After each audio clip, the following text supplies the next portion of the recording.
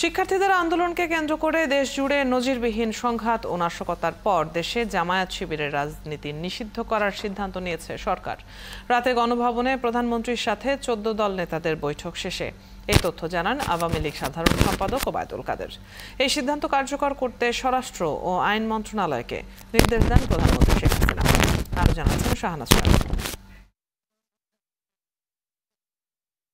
দেশের চলমান পরিস্থিতি নিয়ে সন্ধ্যায় গণভবনে ১৪ দল নেতাদের সাথে বৈঠক করেন প্রধানমন্ত্রী। বৈঠকে যোগ দেন ১৪ দলের সমন্বয়ক আমির হোসেন আমু সহ আওয়ামী লীগের কেন্দ্রীয় নেতারা। সূচনা বক্তব্যে প্রধানমন্ত্রী বলেন, সম্প্রতি দেশে যা ঘটেছে সেটি কোনো রাজনৈতিক কর্মকাণ্ড নয়, এসব জঙ্গিবাদী তৎপরতা। আসলে এটা তো রাজনীতি কিছু নয়, এটা সম্পূর্ণ জঙ্গিবাদী কাজ, একেবারে জঙ্গিবাদী কাজ।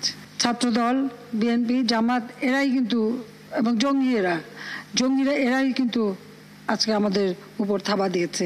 পরে গণভবনের সামনে এক ব্রিফিংয়ে বৈঠকের বিস্তারিত তুলে ধরে ওবায়দুল কাদের বলেন, সন্ত্রাস, নৈরাজ্য, চোরাগুপ্তা হামলা করে দেশকে অকার্যকর করার চেষ্টা করেছে যে অপশক্তি, জাতীয় স্বার্থেই তাদের নির্মূল করতে হবে। বৈঠকে জামাত শিবির নিষিদ্ধ করার সর্বসম্মত সিদ্ধান্ত হয়েছে বলে জানান আওয়ামী লীগের সাধারণ সম্পাদক। সর্বসম্মতিক্রমে সিদ্ধান্ত হয় জামাত শিবির গোষ্ঠীর অপশক্তির রাজনীতি নিষিদ্ধ করা। ১৪ দলের নেতারা বলেন, দেশকে সন্ত্রাস ও জঙ্গিমুক্ত করতে তাদের নিষিদ্ধ করার দাবি জানান তারা।